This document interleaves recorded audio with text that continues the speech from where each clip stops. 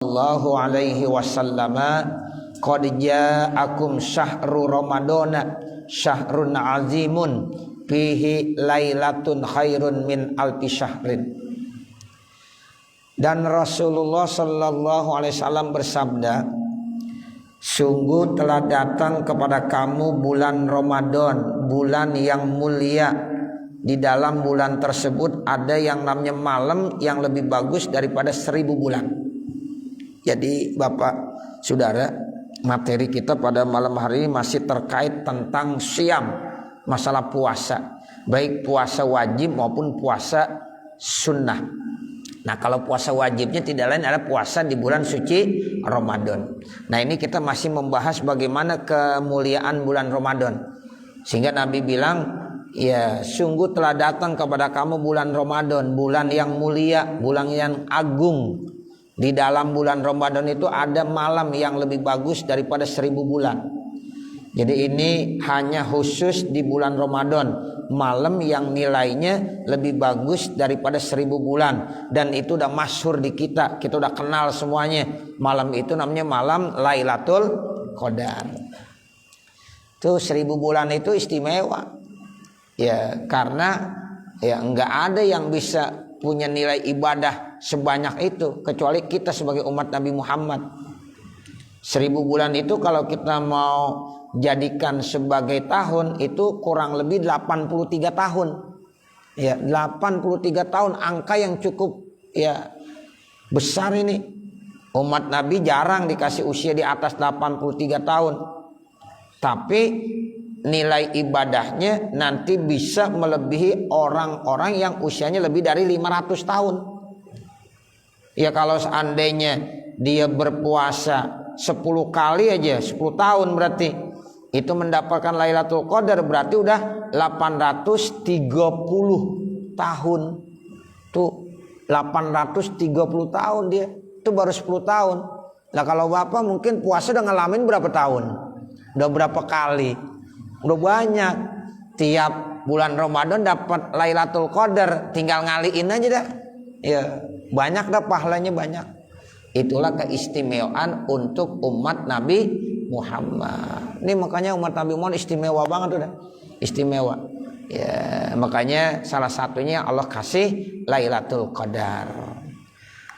Wa man tatawwa'a fihi bi khaslatin minal khairi, siapa-siapa yang melakukan yaitu kebaikan-kebaikan di dalam bulan suci Ramadan, karena kaman ada paridotan fi masiwah, maka nilainya itu seperti melaksanakan amal fardu di lain Ramadan.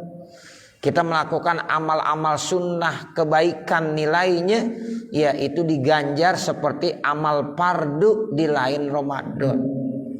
Perbedaan amal sunnah dengan amal fardu jauh banget tuh Bapak Saudara. Ya, nah itu di bulan Ramadan amal sunnah dibalas dengan amal fardu. Wa man adda fihi paridatan kana kaman adda sab'ina paridatan fi masiwah. Dan siapa-siapa yang melakukan amal fardu di dalam bulan suci Ramadan, maka ganjarannya sama seperti dia melakukan 70 kali amal fardu di lain bulan Ramadan. Kalau amal fardu dikaliin 70. Kalau amal sunnah sama dengan amal fardu. Dah istimewa dah. Ya, makanya sulit untuk ya kita ya bandingkan dengan umat-umat yang lain.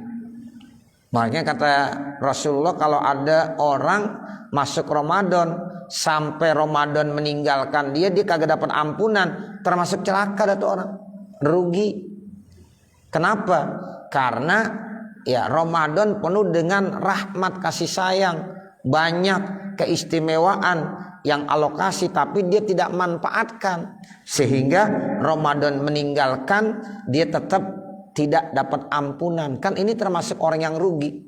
Ya termasuk orang yang rugi. Karena Allah buka secara besar-besaran bonus pahala. Ya besar-besaran. Ya, Lailatul Qadar ada di situ. Amal sunnah dibalas dengan amal fardu. Amal fardu itu akan dibalas dengan 70 kali. Ya, amal fardu lainnya di bulan Ramadan. Kan artinya ini bonus besar-besaran.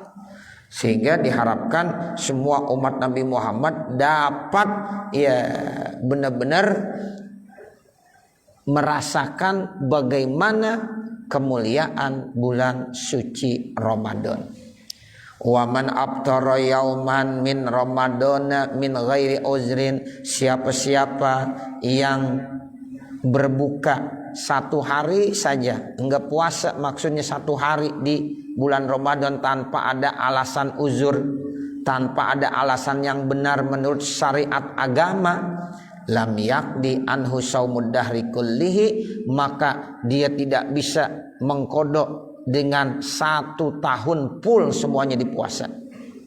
1 hari ini Bapak Saudara kita kagak puasa tanpa ada alasan uzur syar'i yang membolehkan. Seandainya kita mau kodok setahun penuh itu belum terpenuhi. 1 hari enggak puasa di bulan Ramadan mau dikodokin dengan 1 tahun di luar Ramadan belum terpenuhi.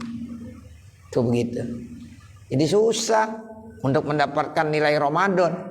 Sampai-sampai kata Nabi begitu, ente sekarang kagak puasa dah 1 hari sengaja, ya enggak ada uzur syar'i, ente mau ganti sekarang dengan puasa setahun penuh untuk menggantikan 1 hari di bulan Ramadan, tidak bisa memenuhi.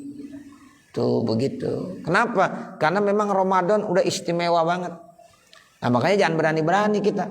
Ya sampai-sampai kita nggak puasa di bulan Ramadan tanpa ada alasan uzur syar'i. Nah kecuali kalau ada uzur syar'i, kalau orang perempuan lagi haid, lagi nifas, kalau orang laki mungkin lagi sakit, atau mungkin lagi dalam keadaan musafir yang udah memenuhi persyaratan musafirnya. Nah itu nanti dibolehkan untuk tidak berpuasa. Nanti diganti dikodok pada hari yang lain. Nah itu nggak apa-apa, boleh. 1 hari digantinya 1 hari, 2 hari diganti dengan 2 hari. Tapi kalau seandainya kita tanpa ada alasan uzur syar'i ninggalin puasa, jangankan banyak 1 hari saja kita nggak puasa, mau diganti dengan setahun penuh tetap tidak terbayar. 1 hari kita nggak puasa diganti dengan 1 tahun penuh. Ya ini artinya dosanya besar. Ya kalau seandainya ditinggalkan tuh puasa tanpa alasan yang benar. Wa in kana shamahu, sekalipun orang itu melakukan puasa benar, dipuasa setahun. Ya benar kata Nabi, dipuasa dijalankan 1 tahun tuh, tetap aja belum terbayar 1 hari yang ditinggalkannya tanpa alasan yang benar. Kesimpulannya bagaimana? Kesimpulannya jangan berani-berani ninggalin puasa Ramadan. Anak kita aja disuruh ajarin, usia 7 tahun ajarin puasa. Ya, dah mulain puasa, dah puasa 7 tahun. Kalau udah 10 tahun kagak masih mau puasa, boleh dipukul, boleh. Usia anak 10 tahun kagak puasa, boleh dipukul. Lah kalau babanya udah usia 50 tahun kagak puasa, diapain? Nah, dikemplang katanya. Ya. Nah, begitu. Jadi anak yang 10 tahun aja kalau kagak puasa boleh dipukul, pukul mendidik namanya, supaya nanti dia terbiasa. Jangan sampai dia meremehkan ya terkait tentang kewajiban puasa Ramadan. Sampai-sampai anak kita diajarin 10 tahun kalau nggak puasa ya boleh digalakin. Ya, itu didik agama dengan cara yang galak boleh. Ya, streng boleh, streng sama anak masalah agama. Kagak sholat, kagak puasa Ramadan, boleh digalakin, boleh. Lah dulu orang tua kita galak-galak gak kira-kira? Galak kalau masalah agama. Coba dah, ya kita kagak puasa gitu, kita kagak puasa, ya dimarahin. Kita kagak sholat, ya mestinya udah bangun sholat subuh, sekarang kagak sholat subuh masih tidur aja. Ya ada yang disiramin air, ya itu begitu. Lah kalau disiramin air basah gak kira-kira? Ya basah. Begitu, streng orang tua kita ngajarinnya. Ya, galak lah kalau kata kita, galak. Enggak apa-apa supaya terbiasa. Kalau kita bilang, biarin dah anak kita lagi capek banget, biarin ditidur dah. Ya enggak sholat subuh, iya biarin orang capek banget kesian. Lah, Ini nih yang bikin repot. Nanti terbiasa, besok begitu lagi. Nanti udah gede begitu terus. Sampai udah punya keluarga, ya tetap aja ya enggak sadar-sadar. Tapi kalau udah dibiasain sama orang tuanya kalau dia belum sholat, ini mulutnya udah ngomong mulu dah. Udah sholat belum? Udah sholat belum? Itu kan orang kita begitu modelnya. Ya sholat ditanyain mulu, nggak apa-apa biarin. Orang tua dibilang bewel banget dah, biarin dah. Nah begitu, karena memang itu kewajiban. Nanti kita terasa tuh, oh dulu orang tua saya emang begitu, ternyata emang bagus. Sekarang kita rasakan, terasa tuh kita berdosa kalau kita ninggalin sholat, ninggalin puasa. Karena didikan orang tua. Nah nanti anak-anak kita juga begitu. Ya jadi streng masalah ya mengajarkan pendidikan agama kepada anak-anak boleh, nggak apa-apa. Sebab Nabi bilang begitu, kalau anak udah usia 10 tahun kagak sholat 5 waktu, kagak puasa Ramadan, boleh dipukul, boleh ya, tapi pukul yang mendidik, yang tidak menyakitkan. Nah seperti itu. Nah ini jadi kalau seandainya kita memang nggak ada alasan uzur syar'i, jangan sekali-kali ninggalin puasa Ramadan. Wa qala sallallahu alaihi wasallam, dan Rasulullah sallallahu alaihi wasallam bersabda, man shoma ramadana wa atba'ahu bi sittin min syawalin kana kasyamid dahri. Siapa-siapa yang puasa bulan Ramadan, selesai dah Ramadan 1 bulan penuh dia udah puasa, wa atba'ahu bi sittin min syawal, kemudian diikutin lagi 6 hari di bulan Syawal. Tanggal 2 dimulain puasa. Kalau tanggal 1 Syawal nggak boleh puasa, haram. Karena Idul Fitri. Ada beberapa hari yang diharamkan berpuasa. 1 tanggal 1 Syawal. 2 tanggal 10 bulan Zulhijjah. 3 yaitu 3 hari di hari tasyrik, tanggal 11, tanggal 12, tanggal 13. Itu 5 hari jumlahnya haram kita berpuasa. 2 hari Idul Fitri, Idul Adha, ya sama 3 hari ayyamut tasyrik, itu haram kita puasa, nggak boleh. Nah ini yang dimaksud kemudian diikutin 6 hari daripada bulan Syawal, artinya ya tanggal 2 mulainya, atau mau tanggal 3, tanggal 4 dan seterusnya silahkan. Yang penting bukan tanggal 1.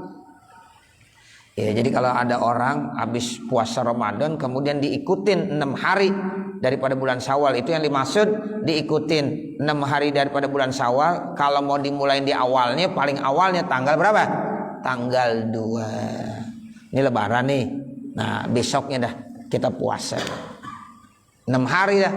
Misalnya puasanya ya lebarannya hari Rabu, nah hari Kemisnya kita mulai puasa. Kemis, Jumat, Sabtu, Minggu, Senin, Selasa, Rebo lebaran lagi.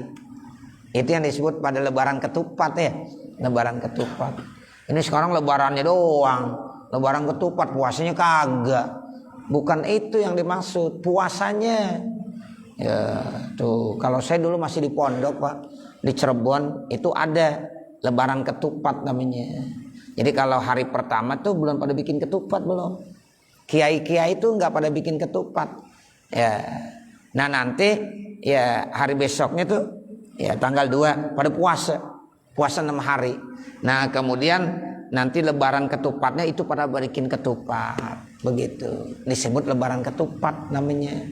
Itu kawasan di Jawa tuh banyak yang begitu ya. Yang penting apanya puasanya tuh 6 hari, 6 harinya tuh puasa.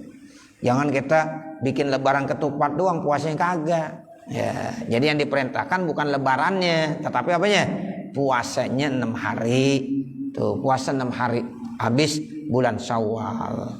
Tuh kata Nabi, Pak, siapa yang puasa Ramadan kemudian diikuti 6 hari di bulan Syawal, kana kasyamid dahri, maka orang itu sama seperti puasa setahun penuh. Ya, jadi gampang kalau pengen puasa setahun penuh, gampang caranya. Ya, habis Ramadan puasa 6 hari. Nah, begitu aja udah. Ya, jadi kalau ditanya ente pernah puasa setahun penuh, alhamdulillah. Ya, saya tiap tahun ya puasa full setahun penuh. Bagaimana caranya? Ya, itu habis puasa Ramadan, puasa 6 hari di bulan Syawal. Kata Nabi, karena kasiyamid dahri. Ya, orang itu sama seperti puasa dahar. Puasa dahar itu puasa setahun. Ya, ada istilahnya puasa dahar tuh ada. Ya, itu dulu waktu saya datang ke Kiai Munpasir. Ya, itu kata Kiai Munpasir tuh santri-santri saya puasa dahar tuh. Jadi kalau yang baru masuk harus puasa setahun dulu. Kalau udah lulus setahun baru dah ngelanjutin boleh. Tuh, jadi riadohnya puasa setahun. Tuh Kiai Munpasir tuh begitu. Ya, di Ciomas ya. Nah, seperti itu. Jadi ya begitu Bapak Saudara. Nah, sekarang kita gak kuat kali puasa setahun begitu. Nah, puasa aja 6 hari di bulan Syawal. Ya, sama kata Nabi, karena kasiyami dahri. Ya, gitu. Puasa Senin Kemis aja agak berat ya. Gak berat kita. Nah, sekarang yang ringan gimana caranya? Puasa setahun saya. Bagaimana? Puasa 6 hari di bulan Syawal setelah Ramadan. Nah, itu karena kasiyamid dahri. Ya, orang itu sama seperti puasa dahar, puasa setahun penuh. Ya, jadi kalau nanti ada yang bilang puasa dahar, jangan bingung ya. Puasa dahar itu artinya puasa setahun. Kecuali yang 5 hari tadi tuh. Ya, Idul Fitri, Idul Adha, sama 3 hari tasyrik. Itu kagak boleh.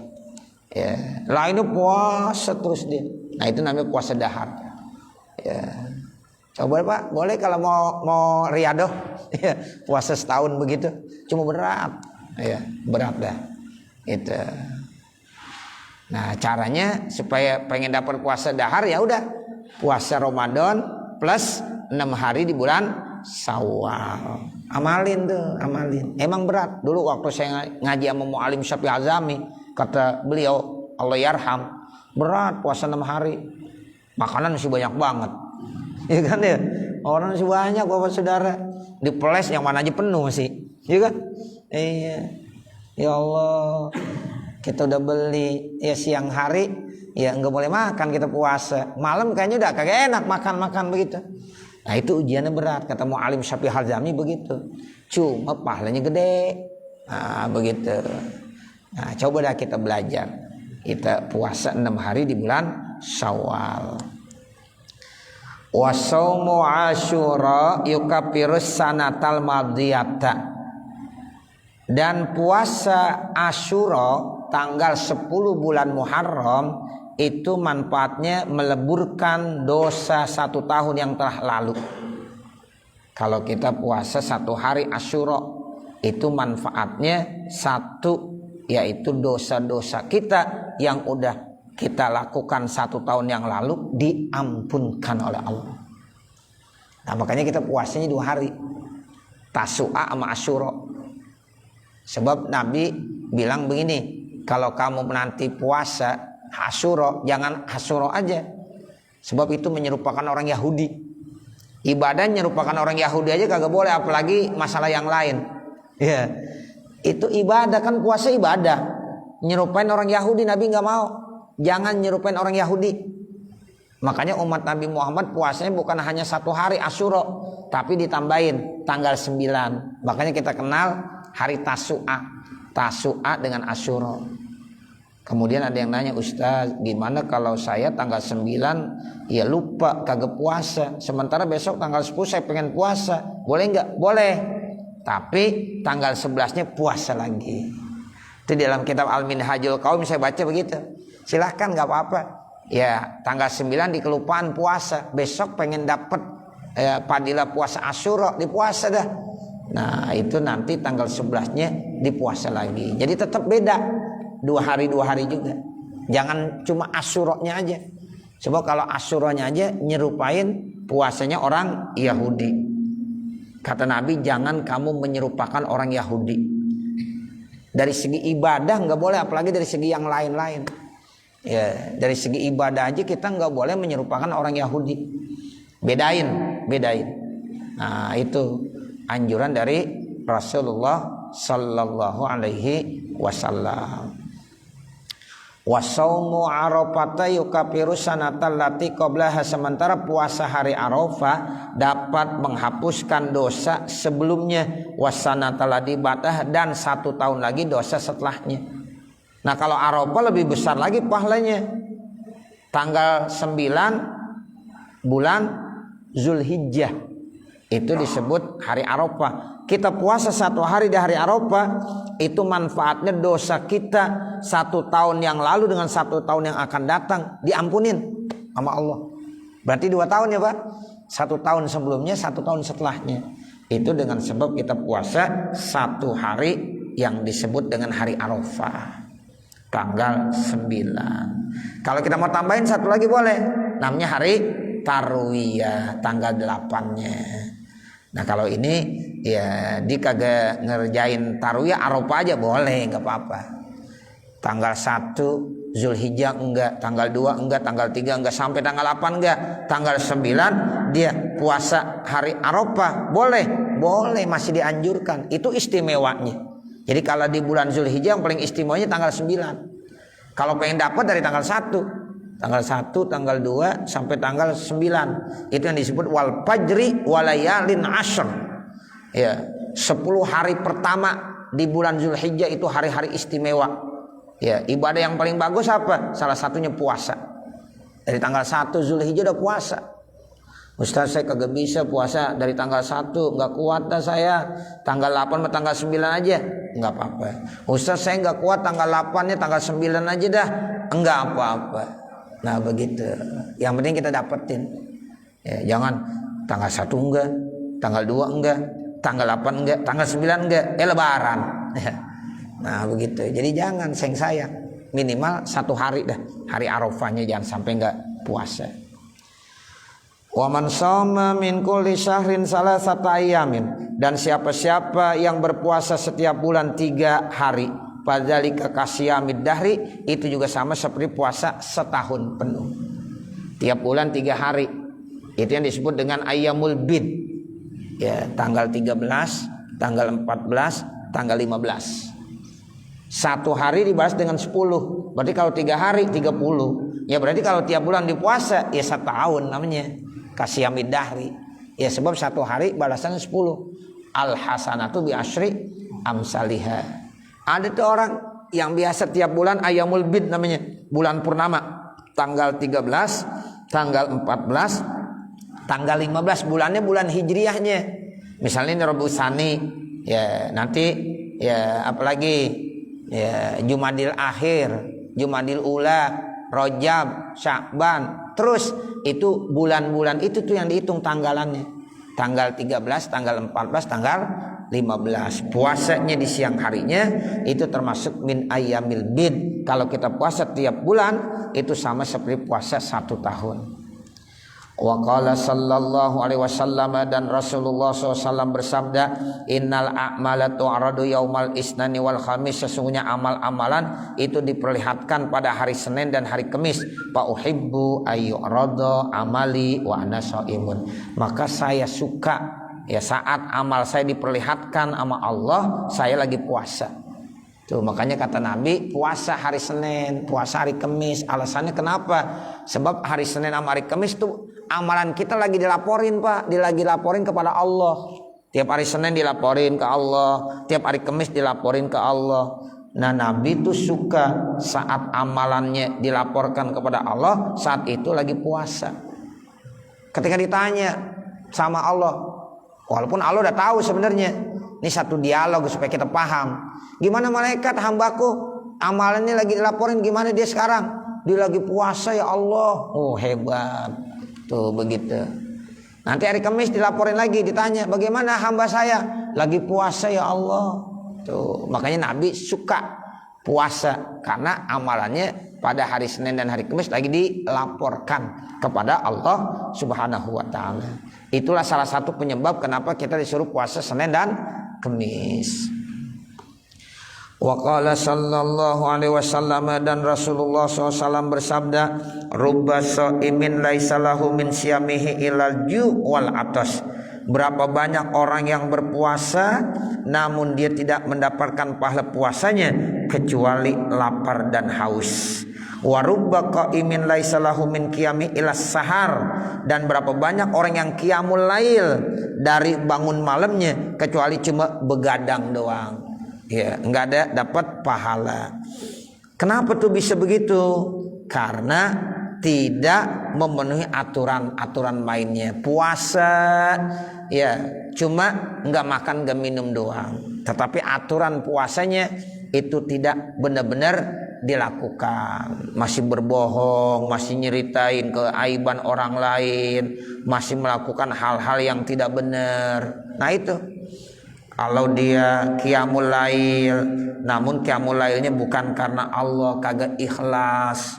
Ya, jadi banyak faktor-faktor yang bisa merusak ibadahnya, sehingga puasanya cuma lapar dan haus doang, sehingga qiyamul lailnya cuma begadang doang, tapi tidak mendapatkan nilai pahala. Kenapa? Karena ya banyak faktor yang masih ya ditinggalkan yang bisa merusak amal ibadah orang tersebut. Wa man lam yada qaula zuri wal amala bihi, siapa-siapa yang tidak meninggalkan kata-kata bohong dan melakukannya, falaisa lillahi hajatun fi ayyada atau amahu wa sarabahu, maka tidak ada bagi Allah kebutuhan untuk ya memberikan pahala gara-gara dia meninggalkan makan dan minumnya. Jadi kalau ada orang puasa sementara bohong masih jalan terus, mencaci maki masih jalan terus, maka kata Allah, saya nggak butuh ngasih pahala. Gara-gara dia nggak makan, gara-gara dia nggak minum, gara-gara di puasa, saya tetap nggak akan ngasih pahala. Kenapa? Karena dia belum meninggalkan perbuatan-perbuatan yang tidak baik. Bohongnya masih jalan terus. Mestinya puasa bohong tinggalin. Ini puasa mah puasa, ya bohong mah jalan aja terus. Ya puasa sih puasa, tapi masih mencaci maki orang lain. Ya, nah ini yang dikatakan saya enggak mau memberikan ganjaran pahala kata Allah kepada orang tersebut lantaran dia meninggalkan makan dan minum gara-gara dia berpuasa. Jadi palaisa siyamu, maka tidak puasa minal akli wasyurbi. Jadi yang namanya puasa bukan hanya enggak makan dan enggak minum.